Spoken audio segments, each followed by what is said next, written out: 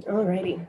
So today we do have planned for half an hour, might make it through faster depending on the number of questions we get, but really focusing on this transition, or really what's stemming from Cvent Classic Sunsetting.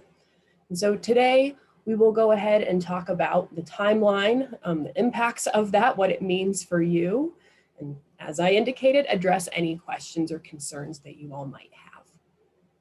The first date that we're going to talk about is February 26th today, where if you have tried to log in and create an event, it might look slightly different if that's a task you've done in the past.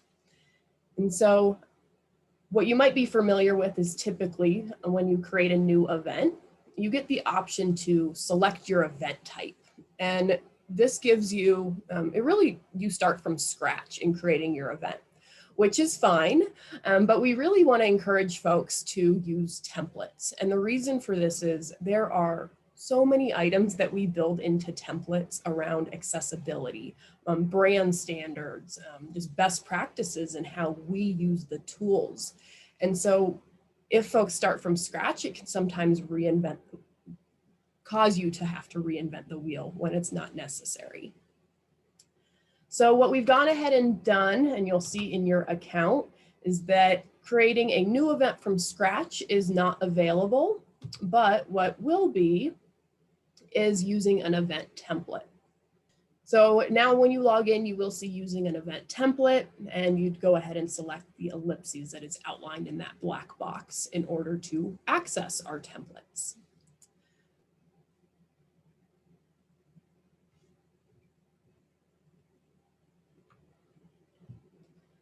The next deadline that I really want to put on everyone's radar is July 1. So fiscal year, creating new events will have to happen with either Flex or Express. And so that means cloning a classic event is not going to be able to happen. Say that you have an event in September of 2021, and you'd want to open that registration a month in advance, saying August of 21. So the good news is you have 3 different options here based on the timeline associated with Classic going away. So you can create your event in Flex whenever you want. That's a wonderful option. You could create your event in Express, somewhat similar to Flex, just for simpler events. So 2 very good options. And your third option would be to use Classic, but you must create that event before July 1st. And so when we say you must create that event, it is important to note the event does not have to be perfected. It does not even have to be launched. The shell of it just needs to be created and saved, and you would be able to make edits to it after July 1. Alrighty, so getting more into that December 31st timeframe, ensuring that all active events created in Classic are complete. So in this case, and I think more what Tom was alluding to, let's say you have an event after that date, so February 2022, and you need it open for registration in November. So you really only have 2 options here. You cannot be using Classic for this. It is not going to work. I was on a call and somebody asked Cvent this question, and they're like, yeah, you're going to have to recreate it. You're going to have to transfer all your registrations. Those are going to be duplicates. It's going to cause a lot more harm than good to manage that. So your 2 viable options are to either create your event in Flex or go ahead and utilize Express if it's simple enough. So we did go through those first 3 items, the next most important timeframes, but I do want to highlight around that January of 2022 through June, where Classic events will retain the functionality associated with completed events. So I had somebody reach out with that fear of, oh no, the 31st hits and all my event is completely gone and all the data associated to it is gone. Well, one, we do have a lot of that data in our Salesforce environment, so that is definitely an option. But furthermore, it is not leaving Cvent whatsoever. That it will be treated as a completed event all the way through June 2022. And for those of you who are thinking even past that, they will be moved to a status of archived. So at that point, again, you're not losing any data. You can definitely go in and view them, but event websites are closed. They cannot be accessible, and planners will no longer able to add and modify registrants. Which, why would you be doing these things after an event has concluded anyway? So seeing those timelines, hopefully you understand where you need to move depending on where your future events kind of fall within those timelines. If you have any questions, concerns around that, of course, speak to your eComm specialist, reach out to us. We're happy to kind of look at that path forward. But hopefully today's session helps you do that component. Next, we'll want you to determine what classic events you need to migrate. I know with COVID, a lot of events just didn't happen. They might have fallen off the radar. So highly encourage you go back and look at those events from 2019 as well that you might be looking at rehosting in 2021. I do just want to add a note, I guess, on the back end. Some folks are like, how do I know what event I've created before? Maybe you did it a long time ago. And so from the back end perspective, when you're looking at an express form, it is also short and sweet, like the front end of the form. It has more of a blue interface and these different tabs, event details, website, and registration. They are the only components you can drill into, if that makes sense. Compared to looking at either classic or flex items that serves as a navigation of many other items below it. And so that's what really allows it to have these far more complex features. So a little bit more difficult to tell the difference between a classic event and a flex event. We can see they have this more white navigation. But when you hover website and registration, this is going to be an area where you'll see that things have been condensed, and definitely for the better. In Classic, you had an event website and a mobile website. In Flex, you only have an event website because the mobile website will always automatically be created. So one less thing for you to think about. Under the website and registration, or registration column specifically, in Classic, you had registration settings, registration pages, and questions. And all of that has been moved into a registration process. It makes a lot more sense in my eyes.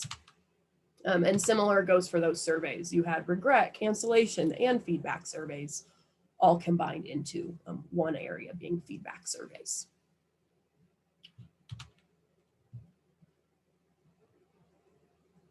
So hopefully, you know what type of events you've created previously, or can now determine that if you weren't aware previously. But the next thing is to determine what the right event type to move to is. And this really gets to the point that Tom brought up earlier as well. Do I need to move to Flex, or do I need to move to Express? For many of you, you've been using Express for years. You don't need to change. That's perfectly fine. Perhaps Classic going away doesn't even impact you. You can keep using Express. For others, I would assume that if you've used Classic in the past, you're probably going to need to leverage Flex instead of Express.